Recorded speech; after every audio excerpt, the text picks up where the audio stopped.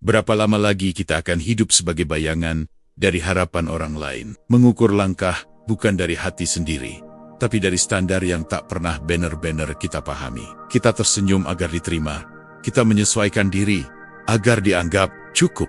Tapi sampai kapan? Selamat datang di Senandika Filsafat, ruang sunyi, tempat kita kembali mendengar suara batin sendiri. Di sini, kita tidak mencari pujian dunia. Kita belajar berdiri teguh. Sebagaimana ajaran stoikisme, bahwa hidup sejati dimulai saat kita berhenti menyerahkan kendali pada penilaian luar. Marcus Aurelius pernah menulis, kebahagiaanmu tergantung pada kualitas pikiranmu. Maka hari ini, mari bertanya, apakah kita benar-benar hidup atau sekadar memenuhi ekspektasi? Senandika Filsafat mengajakmu untuk menapak lebih jujur, bukan menjadi sempurna di mata orang lain, tapi menjadi utuh dalam pandangan diri sendiri. Poin 1. Menyenangkan semua orang adalah ilusi.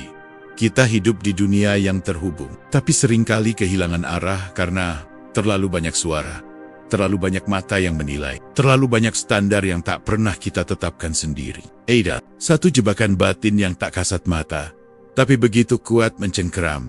Keinginan untuk menyenangkan semua orang, keinginan untuk diterima, disukai, bahkan dipuji. Kita mengira itu bentuk kebaikan. Kita menyebutnya empati, pengertian, atau kerendahan hati. Tapi, jika dicermati lebih dalam, seringkali itu bukan apa-apa selain ketakutan. Takut ditolak, takut dianggap salah, takut tidak cukup. Namun inilah kenyataannya. Membahagiakan semua orang adalah ilusi. Dan semakin keras kita mencoba, semakin kita kehilangan diri. Dalam ajaran filsafat stoikisme, ada satu prinsip yang menjadi dasar ketenangan batin. Perhatikan hanya hal-hal yang berada dalam kendalimu. Dan coba kita renungkan sejenak. Apakah pikiran, penilaian, dan ekspektasi orang lain berada dalam kendali kita? Tidak, sama sekali tidak. Kita bisa bersikap sopan, namun tetap dianggap kasar. Kita bisa hadir untuk membantu, tapi tetap saja ada yang menganggap kita tak cukup peduli. Kita bisa memberikan waktu, tenaga, bahkan hati, dan tetap ditinggalkan. Karena bukan kita yang menentukan bagaimana orang lain merespons. Maka untuk apa mengorbankan jiwa demi pujian yang tidak pasti? Setiap kali kita menyesuaikan diri secara berlebihan untuk diterima, kita sedang menukar keaslian dengan persetujuan. Dan seringkali kita lupa bahwa keduanya tidak selalu berjalan beriringan. Marcus Aurelius menulis dalam Meditations, jika kamu hidup selaras dengan kebajikan, kamu tidak membutuhkan pengakuan siapapun. Itu artinya, ukuran keberhargaan kita tidak bergantung pada seberapa banyak orang yang menyukai kita, tapi pada seberapa jujur kita hidup dalam nilai dan prinsip. Yang menyedihkan adalah, semakin sering kita mencoba menyenangkan semua orang, semakin kita menjadi cermin bagi keinginan orang lain, bukan bagi jiwa kita sendiri. Dan ketika kita mulai menetapkan batas, ketika kita memilih untuk berkata tidak, kita dianggap berubah, kita disalahkan. Padahal, yang sebenarnya terjadi adalah, kita akhirnya mulai berpihak pada diri sendiri. Bukan berarti kita harus menjadi keras, betawi, tapi ada batas antara kebaikan dan penghapusan diri. Ada garis tipis antara empati dan kehilangan identitas. Dan jika kita tidak menjaganya, dunia akan menggambar ulang wajah kita sesuai kehendaknya. Lalu, kepada siapa sebenarnya kita bertanggung jawab? Kepada hati nurani, kepada prinsip, kepada nilai-nilai yang tak goyah meski dunia berubah. Dalam stoikisme, inilah yang disebut hidup dengan kebajikan. Hidup yang tidak bergantung pada angin luar, melainkan berpijak pada kekuatan dalam. Kita tidak diciptakan untuk menjalani hidup sebagai topeng. Kita tidak ditakdirkan untuk menjadi versi yang bisa diterima semua orang. Kita adalah individu yang memiliki kehendak, pemikiran, dan jalan unik. Dan itulah kekuatan kita, keaslian. Maka, berhentilah berusaha menyenangkan semua orang. Sebab bahkan matahari pun tidak mampu menghangatkan semua sisi dunia secara bersamaan. Dan itu bukan kegagalan, tapi kodrat. Lebih baik tidak disukai karena menjadi diri sendiri, daripada dihargai karena menjadi bayangan dari orang lain.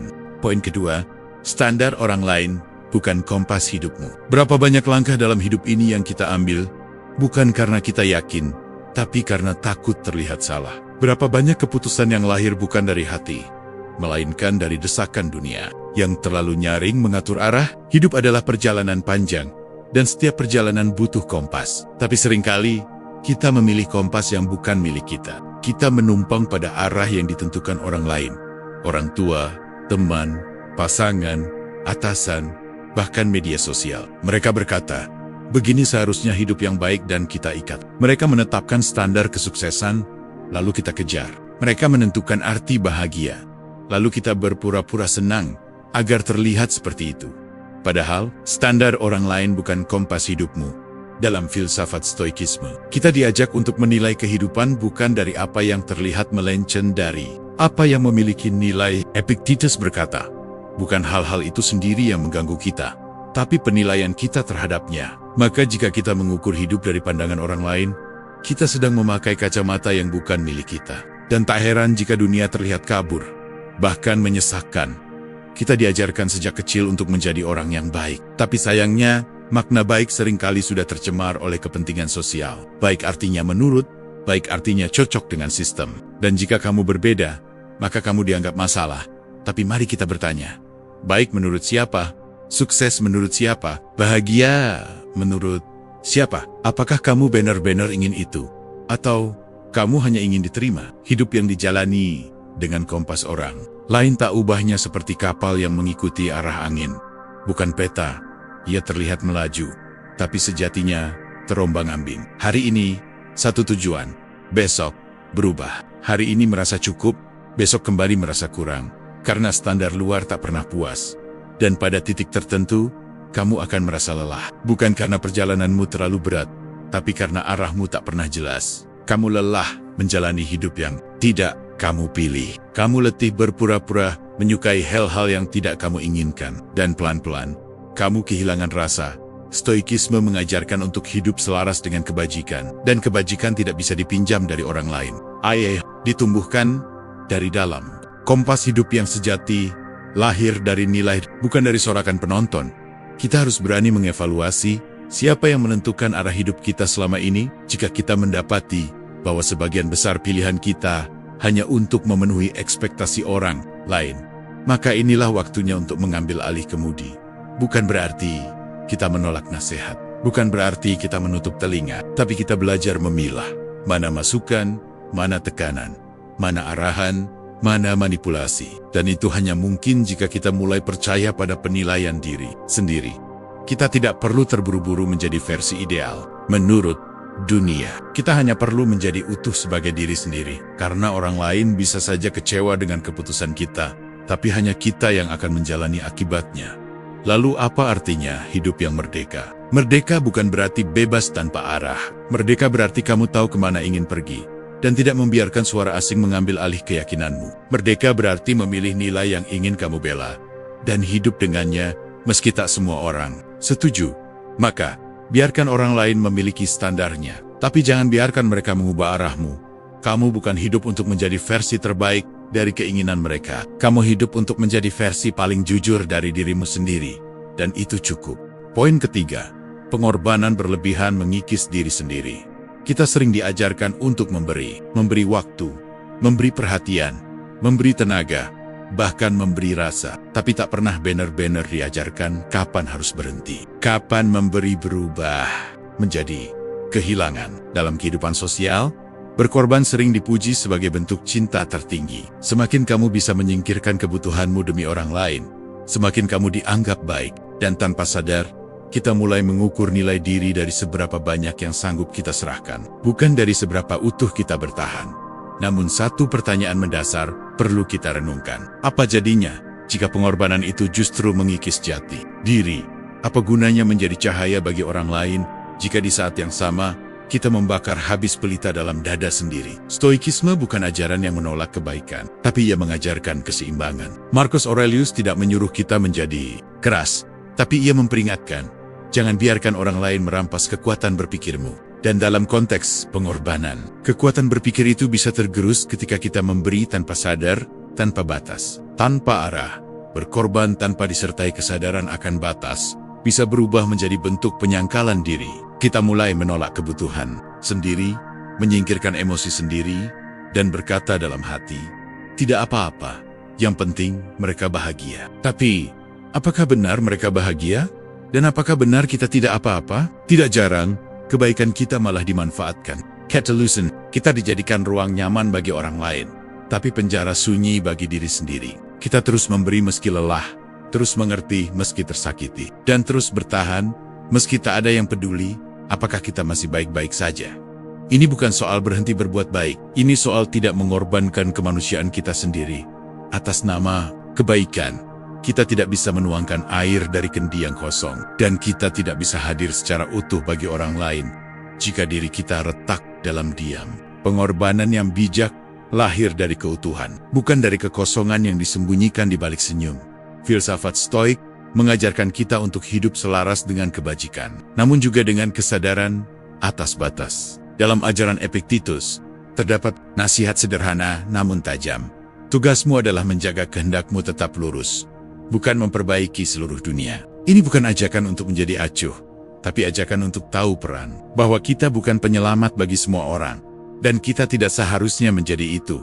Jika kita terus hidup dalam pola pengorbanan yang berlebihan, lama-lama kita akan kehilangan rasa terhadap apa yang benar-benar penting. Kita menjadi asing bagi kebutuhan sendiri. Kita lupa bahwa diri ini pun layak diperjuangkan. Bahwa kita juga punya hak untuk dipulihkan, bukan hanya menjadi penyembuh. Dan saat luka itu tidak dirawat, ia tidak hilang. Ia hanya berubah bentuk, menjadi lelah, marah, kecewa, atau bahkan hilangnya rasa terhadap hidup itu sendiri. Maka, kita perlu belajar mengatakan cukup. Kita perlu berani berkata tidak ketika memang tidak mampu. Dan kita harus mulai mencintai diri sendiri, bukan sebagai bentuk egoisme, melainkan sebagai fondasi dari segala cinta yang sehat. Pengorbanan yang murni lahir dari jiwa yang utuh, bukan dari rasa bersalah, bukan dari ketakutan akan ditinggalkan. Bukan dari keinginan untuk dibalas, tapi dari kesadaran bahwa memberi adalah pilihan, bukan kewajiban yang mematikan diri. Jika kamu sedang berjuang untuk semua orang tapi melupakan dirimu sendiri, maka kamu sedang menciptakan kekosongan yang perlahan akan menelanmu. Berhentilah sejenak, tarik napas, lihat ke dalam. Tanyakan pada diri sendiri, apakah aku benar-benar kuat, atau hanya terbiasa menahan? Apakah aku benar-benar ikhlas, atau hanya takut tak dianggap baik? Karena jika kebaikanmu harus dibayar dengan kehancuran batin sendiri, itu bukan pengorbanan, itu penyangkalan. Dan kamu berhak untuk hidup, bukan hanya menjadi penyokong hidup orang lain. Poin keempat, rasa bersalah bukan tanda kamu salah. Ada perasaan yang datang diam-diam, tapi meninggalkan jejak yang sangat dalam rasa bersalah. Ia tidak berteriak, tapi membebani. Ia tidak menyakiti dari luar, tapi merayap perlahan-lahan dari dalam. Kita tumbuh dalam budaya yang menjunjung tinggi kepatuhan, pengorbanan, dan penyesuaian diri. Maka tak heran jika rasa bersalah menjadi senjata tak terlihat yang sering kita arahkan ke diri sendiri. Kita merasa bersalah ketika berkata tidak, merasa bersalah ketika menarik diri, ketika tidak bisa hadir, bahkan saat memilih hal yang benar, namun tak disukai orang lain. Tapi hari ini, mari kita renungkan perlahan. Apakah setiap rasa bersalah adalah pertanda bahwa kita telah melakukan kesalahan? Stoikisme mengajarkan kita untuk memilah antara apa yang berada dalam kendali kita dan apa yang tidak. Pikiran, niat, tindakan, itulah ranah kita. Namun penilaian orang lain, reaksi mereka, bahkan rasa kecewa yang muncul karena keputusan kita, itu semua berada di luar kendali. Maka jika kita merasa bersalah karena membuat orang lain tidak nyaman, padahal kita bertindak sesuai nilai dan kebenaran, sesungguhnya rasa bersalah itu tidak berdasar. Ia hanyalah bayangan dari harapan yang tak kita penuhi, bukan bukti bahwa kita keliru. Seringkali rasa bersalah muncul bukan karena kita salah, tapi karena kita berani menetapkan batas. Karena kita memilih jujur, alih-alih menyenangkan. Karena kita memilih menepi dari relasi yang merusak. Dan karena kita mulai belajar mencintai diri sendiri, sayangnya, di mata banyak orang, keberanian seperti itu dianggap egois. Maka kita disudutkan. Kita diberi label, tak tahu terima kasih, keras kepala, terlalu individualis. Dan jika kita tak waspada, kita akan mulai mempercayai label itu. Kita menyerapnya, mengulanginya di dalam kepala, hingga lama-lama ia menjadi suara internal yang meragukan setiap langkah kita. Namun dalam stoikisme, ada satu ajaran penting. Yang penting, bukan apa yang orang lain pikirkan tentangmu, tapi apa yang kamu pikirkan tentang dirimu sendiri dalam cahaya kebajikan. Maka hari ini, coba lihat lebih dalam pada rasa bersalahmu. Apakah kamu benar-benar melukai seseorang? Atau kamu hanya tidak bisa memenuhi ekspektasinya? Apakah kamu berbuat keliru? Atau kamu hanya memilih jalan yang tidak disetujui? Jangan biarkan rasa bersalah yang tidak murni mengaburkan pandanganmu terhadap kebenaran. Karena seringkali, Rasa bersalah adalah bentuk manipulasi sosial yang halus. Ia muncul ketika seseorang tidak bisa menerima kenyataan bahwa kamu bukan lagi versi yang bisa mereka kontrol. Ada bedanya antara bertanggung jawab atas tindakan dan merasa bersalah karena tak memenuhi keinginan. Yang pertama adalah bagian dari pertumbuhan, yang kedua adalah jerat yang harus kita lepaskan, dan bila memang kamu pernah keliru, perbaiki. Tapi jika kamu tahu bahwa kamu memilih dengan jujur, dengan niat baik, dan berdasarkan nilai maka tegakon, kepalamu, kamu tidak perlu terus menyiksa diri hanya karena tidak bisa menjadi segalanya bagi semua orang dalam hidup ini. Akan ada banyak momen ketika kamu harus memilih antara menjadi benar di mata orang lain atau menjadi jujur dalam hati sendiri. Dan itu bukan keputusan yang mudah. Tapi setiap kali kamu memilih kejujuran batin, kamu sedang menyelamatkan dirimu dari kehampaan. Rasa bersalah yang tidak pada tempatnya adalah racun sunyi. Ia membungkam suara nurani. Ia membuatmu terus meminta maaf atas hal yang seharusnya kamu perjuangkan. Maka hari ini, peluk rasa bersalahmu. Tanyai dia, uji dia. Dan jika ternyata ia tidak lahir dari kebenaran, maka lepaskan. Karena kamu tidak salah hanya karena orang lain kecewa. Dan kamu tidak jahat hanya karena kamu akhirnya memilih diri sendiri. Kamu manusia. Kamu berhak hidup dalam kejujuran, bukan dalam ketakutan. Poin kelima, ekspektasi sosial tak pernah ada ujungnya. Ada satu hal yang selalu tumbuh, meski kita telah memberi segalanya, harapan orang lain. Ada satu hal yang tak pernah selesai, meski kita telah berkali-kali memenuhi standar sosial. Hidup di tengah masyarakat berarti hidup di antara pandangan, komentar, dan tuntutan. Sejak kecil, kita dibentuk oleh suara luar. Bagaimana seharusnya berpakaian, berbicara, berperilaku, bahkan bermimpi. Kita diarahkan untuk menjadi anak yang patuh, remaja yang teratur, dewasa yang stabil. Semuanya terdengar seperti petunjuk menuju kebahagiaan. Tapi sesungguhnya itu adalah jalan panjang menuju kelelahan. Karena apapun yang kita lakukan, ekspektasi sosial tidak pernah benar-benar selesai. Kamu dituntut untuk cerdas, lalu harus rendah hati. Kamu diminta untuk sabar, lalu disebut pasif. Kamu diajarkan untuk sukses, tapi begitu berhasil, kamu akan ditanya, lalu, apa selanjutnya? Dalam stoikisme, ada satu ajaran yang amat penting untuk kita renungkan. Jangan serahkan kebahagiaanmu kepada dunia luar, karena dunia itu tidak stabil. Ekspektasi sosial adalah salah satu bentuk ketidakstabilan itu. Ia berubah-ubah, tak punya ujung. Dan jika dijadikan patokan hidup, maka kamu akan terus merasa tertinggal. Pernahkah kamu merasa bahwa apapun yang kamu capai selalu terasa kurang? Bahwa setelah satu pencapaian, muncul tuntutan lain, kamu lulus, lalu harus bekerja. Kamu bekerja, lalu harus menikah. Kamu menikah, lalu harus punya anak. Kamu punya anak, lalu harus berhasil membesarkannya. Kamu berhasil, lalu dibandingkan, selalu ada tangga baru. Dan kamu dipaksa naik, meski kakimu sudah gemetar. Dan jika kamu berhenti, jika kamu memutuskan untuk tidak ikut arus, maka kamu akan ditanya, dicibir, dianggap aneh, bahkan dicap gagal. Tapi kegagalan yang sesungguhnya bukanlah gagal memenuhi ekspektasi orang lain. Kegagalan sejati adalah ketika kita kehilangan arah hidup sendiri karena terus memutar haluan demi memenuhi tuntutan luar. Kita tidak lahir untuk menyenangkan semua orang. Kita juga tidak hidup untuk mengikuti naskah yang ditulis orang lain. Kita punya kehendak, punya nurani, dan punya hak untuk menulis jalan kita sendiri. Tapi disinilah ujian terbesarnya, berani mengecewakan dunia demi menjadi jujur pada diri sendiri. Karena tak semua orang akan senang dengan pilihan kita. Bahkan orang terdekat sekalipun bisa kecewa ketika kita memutuskan hal yang berbeda dari harapan mereka. Tapi bukan tugas kita untuk menyelamatkan perasaan semua orang. Stoikisme tidak mengajarkan kita untuk melawan masyarakat, tapi untuk tidak tunduk pada tekanan yang melenceng dari kebajikan. Jika kamu hidup untuk nilai, kejujuran, keadilan, keberanian, dan kesederhanaan, maka kamu sudah berada di jalur yang benar, meskipun tidak sesuai ekspektasi umum. Dan yang lebih penting, kamu tidak perlu terburu-buru. Ekspektasi sosial membuat kita merasa hidup ini perlombaan. Siapa cepat, dia menang. Tapi dalam filsafat hidup, bukan siapa cepat yang menang, melainkan siapa yang sampai dengan penuh kesadaran. Siapa yang bisa hidup dengan tenang, bukan dengan terburu-buru. Lalu bagaimana kita harus menyikapi semua tuntutan itu? Pertama, sadari bahwa kamu tidak bisa memenuhi semuanya. Kedua, Pilih yang sesuai dengan nilai hidupmu. Ketiga, miliki keberanian untuk berkata cukup, karena tak ada akhir dari ekspektasi sosial. Tapi kamu bisa menciptakan batas, dan batas itu bukan tanda kelemahan. Ia adalah bentuk perlindungan. Perlindungan terhadap batinmu sendiri.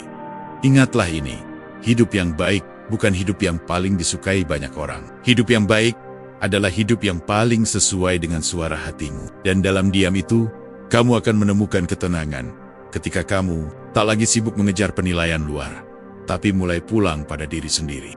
Poin keenam, hidup untuk orang lain tak menjamin kebahagiaan mereka. Kita tumbuh dengan keyakinan bahwa mencintai berarti memberikan segalanya, bahwa membuktikan kepedulian adalah dengan menempatkan kebutuhan orang lain di atas kebutuhan diri sendiri.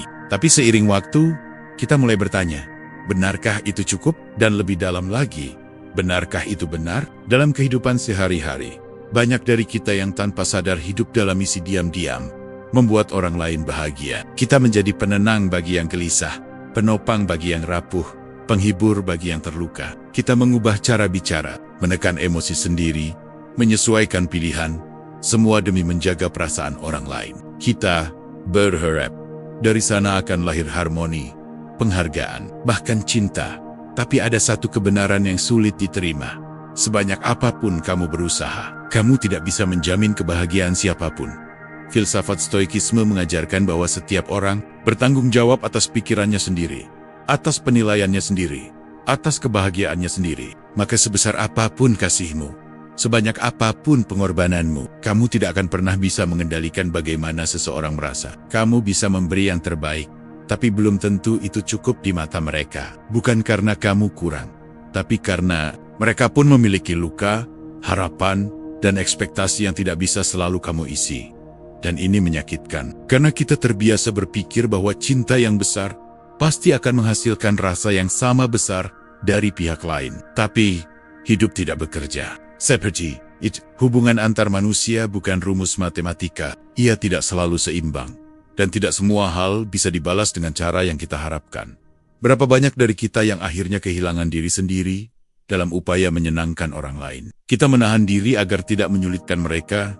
Kita mengesampingkan kebutuhan kita agar mereka nyaman. Kita merelakan impian agar mereka tidak kecewa. Tapi pada akhirnya mereka tetap merasa kurang, tetap merasa tidak bahagia. Dan yang tertinggal hanyalah diri kita yang kosong. Karena kebenarannya adalah, bahagia adalah tugas yang tidak bisa diwakilkan. Kamu bisa menemani seseorang dalam kesedihannya, tapi kamu tidak bisa memaksanya untuk merasa utuh. Kamu bisa mencintai dengan sepenuh hati, tapi kamu tidak bisa membuat orang mencintai dirinya sendiri. Dan kamu bisa hadir setiap hari, tapi jika mereka sendiri belum berdamai dengan hidupnya, semua yang kamu beri hanya akan jatuh seperti air di atas daun talas. Dalam Meditations, Marcus Aurelius mengingatkan, jangan habiskan hidupmu dengan berpikir tentang apa yang orang lain pikirkan. Waktumu terlalu berharga untuk disio-siokan pada hal yang tak bisa kamu kendalikan. Dan perasaan orang lain, termasuk kebahagiaan mereka, adalah bagian dari itu. Maka jika selama ini kamu hidup hanya untuk memastikan orang lain tersenyum, tanyakan ini. Apakah senyum mereka benar-benar milik mereka? Atau hanya cerminan dari lelahmu yang terus menyesuaikan diri? Kamu boleh mencintai, kamu boleh peduli, tapi kamu tidak wajib menanggung beban emosi yang bukan milikmu. Kebahagiaan yang sejati lahir dari dalam, dan itu adalah perjalanan yang hanya bisa ditempuh oleh masing-masing jiwa. Berhentilah mencoba menyelamatkan semua orang, karena kamu bukan juru selamat. Kamu hanya manusia, dan menjadi manusia berarti tahu batas, tahu kapan memberi, dan kapan kembali memeluk diri sendiri. Hidupmu terlalu berharga jika hanya digunakan untuk menjaga suasana hati orang lain, dan terlalu singkat jika hanya dijalani untuk mengisi kekosongan yang bukan milikmu. Poin ketujuh, memilih diri bukanlah tindakan egois. Ada saat dalam hidup ketika kita dihadapkan pada dua pilihan yang sama-sama sulit. Menyesuaikan diri demi mempertahankan hubungan, atau menyelamatkan diri demi mempertahankan kewarasan. Itulah kita sadar. Memilih diri sendiri kadang terasa seperti dosa. Meski sejatinya, itu adalah bentuk tertinggi dari kejujuran. Kita tumbuh dalam lingkungan yang menyanjung pengorbanan. Kita diajari untuk mendahulukan orang lain, mengutamakan kepentingan bersama, dan tidak menjadi beban. Tapi apa yang terjadi ketika semua itu dilakukan secara berlebihan? ketika satu-satunya yang tidak pernah kita prioritaskan justru diri kita sendiri. Dalam kehidupan sosial, memilih diri sering disalahpahami. Kita dianggap egois ketika menetapkan batas. Kita dicap tidak peduli saat berhenti menyenangkan orang lain. Kita disebut berubah hanya karena tak lagi bisa menoleransi sesuatu yang dulu kita diamkan. Tapi hari ini, mari kita luruskan. Memilih diri bukanlah tindakan egois. Memilih diri adalah bentuk perawatan. Sebab jika bukan kita yang menjaga diri, ini siapa lagi? Filsafat Stoikisme menekankan pentingnya kesadaran akan apa yang benar-benar dalam kendali kita. Pikiran, penilaian, dan tindakan pribadi, itulah wilayah kita. Maka memilih diri adalah bagian dari menjaga wilayah batin. Itu bukan tentang menolak orang lain, tapi tentang tidak meninggalkan diri sendiri demi diterima. Banyak orang hidup dengan luka karena terlalu lama membiarkan dirinya menjadi alat. Alat untuk memenuhi ekspektasi, alat untuk membuat orang lain nyaman, alat untuk menjaga harmoni yang rapuh. Dan tanpa sadar, mereka kehilangan arah. Mereka lupa bagaimana rasanya menjadi utuh. Memilih diri bukan berarti menutup mata dari penderitaan orang lain, tapi itu berarti tahu kapan kita harus berhenti memikul beban yang bukan tugas kita. Itu berarti tahu bahwa untuk bisa memberi dengan benar, kita harus terlebih dahulu memiliki ruang untuk bernapas. Dalam Letters to Lucille, Seneca menulis, kadang yang paling bijak bukanlah memberi segalanya, tapi menjaga agar dirimu tidak kehilangan segalanya. Kebajikan bukanlah pengorbanan tanpa batas. Kebajikan adalah keseimbangan antara memberi dan merawat, antara peduli pada orang lain dan peduli pada diri sendiri. Berapa banyak dari kita yang bertahan di hubungan yang tidak sehat hanya karena takut dianggap selfish jika meninggalkan? Berapa banyak dari kita yang terus memikul beban karena tak ingin melukai perasaan orang lain, padahal perasaan diri sendiri sudah remuk sejak lama? Dan ketika akhirnya kita memutuskan untuk keluar, untuk memilih yang menenangkan batin, meski tidak menyenangkan orang lain, kita diserang rasa bersalah. Kita merasa jahat, tidak loyal, bahkan tak tahu terima kasih. Tapi sebenarnya, yang kita lakukan adalah tindakan keberanian. Karena hanya mereka yang benar-benar sadar akan nilai hidupnya yang berani berkata, cukup sampai di sini. Kita tidak bisa mengandalkan dunia untuk memberi izin memilih diri. Karena dunia selalu ingin lebih. Dan jika kita menunggu persetujuan semua orang untuk mulai mencintai diri sendiri, maka kita tidak akan pernah mulai. Karena akan selalu ada yang keberatan. Akan selalu ada yang berkata, kamu berubah. Dan memang benar, kita berubah. Kita mulai belajar menjaga diri. Kita mulai belajar bahwa kebaikan yang sehat harus dimulai dari dalam. Maka jangan takut terlihat egois saat kamu memilih untuk berhenti menyakiti diri demi menyenangkan orang lain. Jangan ragu untuk mengambil jeda, menepi, atau bahkan mundur. Jika itu cara agar kamu tetap waras, karena kamu pun layak dijaga, layak disayangi, dan layak didahulukan, tanpa perlu merasa bersalah. Memilih diri bukan berarti menolak dunia. Itu hanya berarti kamu mulai menempatkan dirimu di dunia dengan cara yang lebih sadar, lebih bijak, dan lebih utuh. Poin ke-8. Persetujuan tak sama dengan kasih sayang. Kita semua ingin dicintai. Itu kodrat. Tapi seringkali, kita keliru memahami bentuk cinta itu sendiri. Kita menyamakan kasih sayang dengan persetujuan. Dan kita mulai percaya bahwa selama orang lain setuju dengan kita, maka mereka mencintai kita. Tapi benarkah sesederhana itu? Dalam kehidupan sosial, tidak ada yang lebih menenangkan daripada merasa diterima. Persetujuan dari orang-orang sekitar seringkali menjadi validasi diam-diam bahwa kita layak, bahwa kita cukup. Kita merasa dihargai ketika pendapat kita disetujui, ketika pilihan kita didukung, ketika sikap kita dipuji. Tapi masalahnya adalah persetujuan bisa datang dari siapa saja dan untuk alasan apa saja. Bahkan yang tidak benar pun bisa mendapat tepuk tangan. Bahkan yang penuh kepalsuan pun bisa dikagumi. Filsafat Stoikisme mengajarkan kita untuk tidak menggantungkan ketenangan pada hal-hal di luar kendali kita, dan penilaian orang lain termasuk di dalamnya. Maka, menjadikan persetujuan sebagai tolok ukur kasih sayang hanyalah ilusi. Karena sejatinya, kasih sayang yang murni tidak selalu datang dalam bentuk setuju. Dan sebaliknya, tidak semua persetujuan lahir dari cinta. Berapa banyak dari kita yang merasa ditolak hanya karena pandangan kita berbeda? Padahal perbedaan bukan berarti permusuhan. Tapi kita terbiasa membaca ketidaksetujuan sebagai ancaman. Kita terburu-buru berpikir bahwa orang yang tidak menyetujui kita berarti tidak peduli, tidak sayang, atau bahkan memusuhi. Padahal justru di sanalah bentuk kasih yang lebih dewasa bekerja.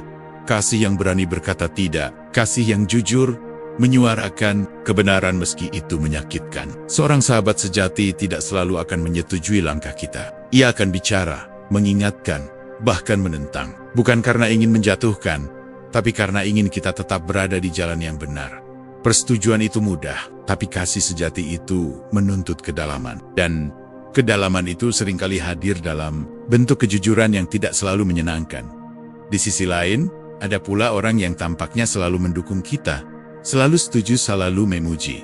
Tapi kita lupa bertanya, apakah itu tulus? Ataukah mereka hanya tidak ingin terlibat konflik? Apa mereka benar-benar peduli atau hanya bermain aman? Dalam Meditations, Marcus Aurelius menulis, jangan kejar popularitas, kejarlah kebaikan. Karena yang pertama mudah berubah, tapi yang kedua meninggalkan jejak abadi. Maka jika yang kita kejar adalah persetujuan, kita akan terombang-ambing. Tapi jika kita hidup dengan nilai, kita akan tahu bahwa cinta sejati tidak selalu membuat kita nyaman. Ia sering kali membuat kita tumbuh.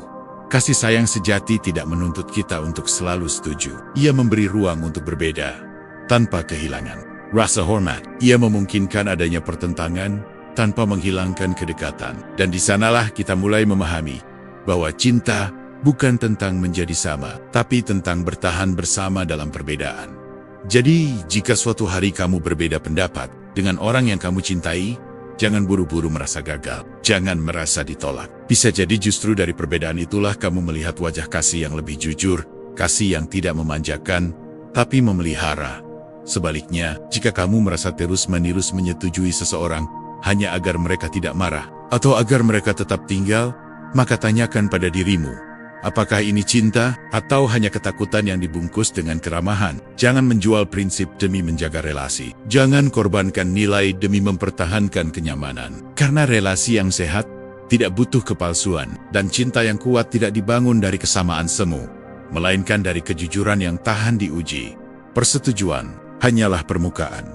Kasih sayang adalah kedalaman. Dan kamu layak mendapatkan yang kedua, meski itu berarti tidak selalu disetujui. Poin ke-9. Keheningan batin hadir saat kita merdeka dari penilaian. Ada kebisingan yang tak terdengar, tapi terus mengganggu. Ia tidak datang dari keramaian luar, tapi dari benturan dalam diri sendiri. Itulah kebisingan batin. Ketika kita hidup dalam bayang-bayang penilaian orang lain, dan lupa bahwa sunyi yang kita cari tak pernah datang dari luar. Setiap hari, kita berjalan dengan beban tak kasat mata. Beban untuk terlihat benar. Beban untuk tampak bahagia. Beban untuk dianggap cukup. Kita tersenyum agar tidak dicurigai sedih. Kita mengikuti arus agar tidak dinilai aneh. Kita menyesuaikan diri dengan berbagai ekspektasi hanya agar bisa tetap diterima. Namun semakin keras kita berusaha menyenangkan semua pihak, semakin jauh kita dari keheningan batin. Karena ketenangan bukan soal dunia yang diam, tapi soal jiwa yang tidak lagi takut pada suara dunia.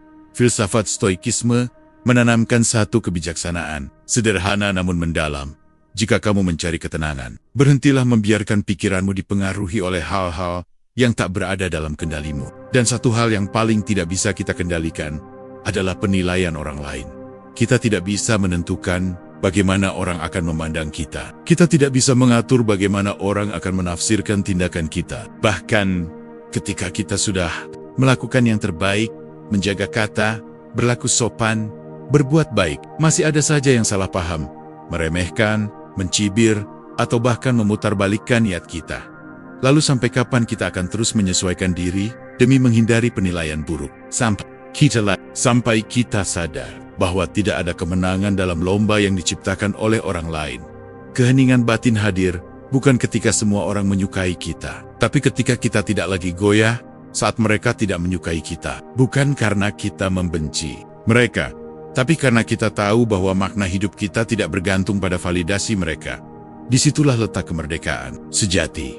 Saat kita tak lagi menjadi tawanan atas persepsi publik, saat kita tak lagi menjadikan pujian sebagai bahan bakar, atau kritik sebagai ancaman, saat kita mampu berdiri di tengah penilaian yang beragam, dan tetap tenang, karena kita tahu siapa diri kita, dan lebih dari itu, kita tahu untuk apa kita hidup.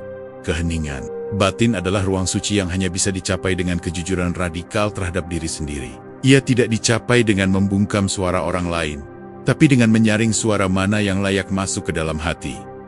Berapa banyak keputusan yang seharusnya membuat kita bahagia, namun gagal kita ambil karena takut dinilai egois. Berapa batas yang ingin kita tetapkan, namun tak jadi kita ungkapkan karena takut dicap dingin atau tidak pengertian. Berapa banyak langkah penting dalam hidup yang akhirnya kita tangguhkan, bukan karena kita belum siap, tapi karena kita terlalu sibuk berpikir nanti orang lain akan berkata apa. Dan saat itu terjadi, kita kehilangan kemerdekaan. Kita hidup dalam sel tak terlihat, sel bernama penilaian orang lain. Sebuah penjara yang tidak dibangun dari tembok dan jeruji, tapi dari ketakutan yang kita pelihara sendiri.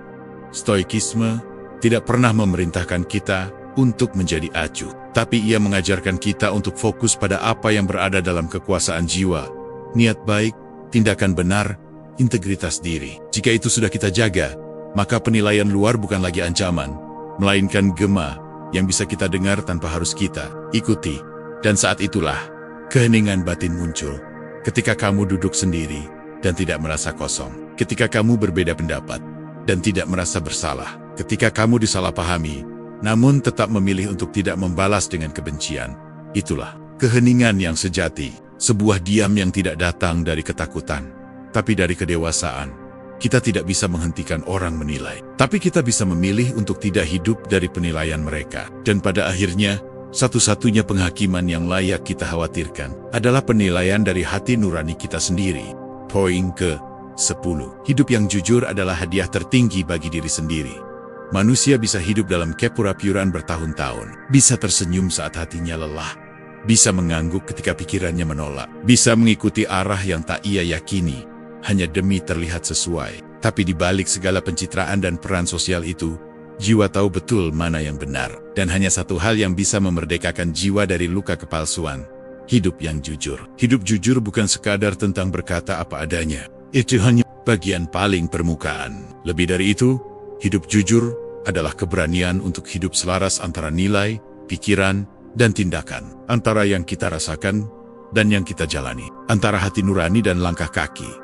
Sayangnya, banyak dari kita dibesarkan dalam budaya yang terlalu mementingkan penyesuaian. Kita diajarkan untuk menjadi seperti yang diharapkan, bukan seperti yang kita yakini. Kita tumbuh dengan rasa bersalah saat ingin berbeda. Kita merasa harus menyembunyikan siapa diri kita sebenarnya, hanya agar tidak dianggap aneh, keras kepala, atau tidak patuh. Akibatnya, kita mulai membangun versi palsu dari diri kita, versi yang bisa diterima, versi yang aman. Tapi yang tidak pernah diajarkan adalah bahwa kepalsuan yang konsisten tetap akan melukai. Karena satu hal yang pasti, kita bisa membohongi orang lain, tapi tidak pernah bisa membohongi diri sendiri.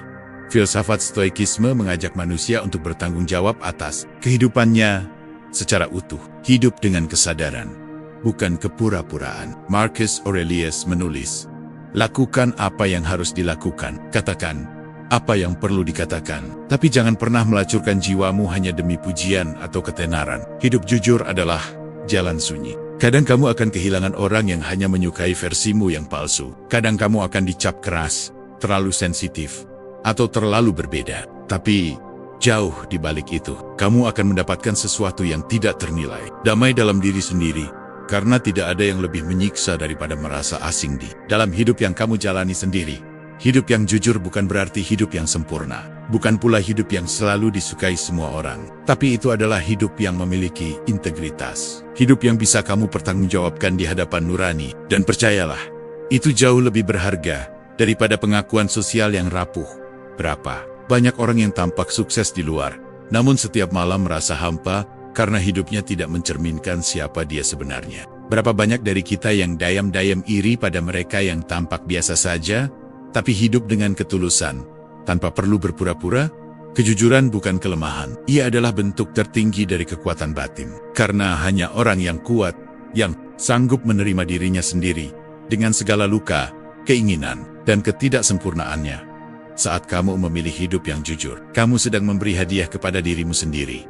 Hadiah berupa kebebasan. Kamu tidak lagi terjebak dalam peran yang tak kamu pahami. Kamu tidak lagi lelah menyenangkan semua orang. Kamu tidak lagi kehilangan arah, hanya karena ingin mengikuti ekspektasi yang berubah-ubah. Hidup jujur adalah bentuk keberpihakan paling tulus. kepada diri sendiri. Dan ketika kamu berpihak pada dirimu sendiri, kamu sedang menciptakan pondasi batin yang kokoh. Pondasi di mana cinta bisa tumbuh dengan sehat, di mana keputusan bisa lahir dari kesadaran, dan di mana kehidupan akhirnya terasa milikmu, bukan milik orang lain. Hidup yang jujur mungkin tidak selalu mudah, tapi ia selalu layak. Karena pada akhirnya, tidak ada yang lebih menyedihkan dari menjadi orang lain seumur hidup, hanya demi disukai. Dan tidak ada yang lebih indah dari menjadi dirimu sendiri, sepenuhnya, utuh, dan apa adanya. Kita hidup di dunia yang penuh sorotan, di mana langkah kecil pun bisa jadi bahan penilaian. Tapi sekeras apapun kita mencoba, tetap akan ada yang tidak puas, tetap akan ada yang salah paham. Maka, sampai kapan kita akan hidup untuk menyenangkan semua orang? Pada akhirnya, kita harus bertanya, apakah hidupku ini milikku? Atau sekadar bayang-bayang dari harapan orang lain? Menyenangkan orang lain bukanlah dosa, tapi menjadikan itu sebagai pusat hidup, itulah yang perlahan membunuh jiwa. Kita kehilangan arah, kehilangan makna, dan paling menyakitkan, kita kehilangan diri sendiri. Kita tidak dilahirkan untuk menjadi cermin dari ekspektasi orang lain. Kita dilahirkan untuk menjadi manusia utuh, yang berpikir, memilih, dan hidup dengan kasih. Dan salah satu bentuk kebijaksanaan tertinggi adalah keberanian untuk berkata, cukup berpura-pura, cukup mengorbankan diri untuk validasi yang fana, cukup hidup dalam ketakutan atas penilaian. Karena saat kamu mulai memilih dirimu sendiri, saat itulah kamu benar-benar hidup, dan di sanalah keheningan batin akan hadir. Bukan karena dunia mendukungmu, tapi karena kamu akhirnya mendukung dirimu sendiri. Senandika filsafat adalah ruang di mana suara hati mendapat tempat untuk berbicara. Tempat di mana renungan bukan pelarian, tapi jalan pulang. Jika kamu merasa lelah menyenangkan semua orang, jika kamu sedang belajar berdiri di atas nilai yang kamu yakini, maka kamu tidak sendiri. Berlanggananlah, dan izinkan kami menemani perjalanan batinmu. Karena kadang, satu kalimat yang jujur cukup untuk menyelamatkan jiwa yang nyaris tenggelam. Ini bukan sekadar motivasi, ini adalah panggilan untuk kembali pulang kepada dirimu sendiri. Selamat datang di Senandika Filsafat, tempat di mana sunyi berubah jadi makna.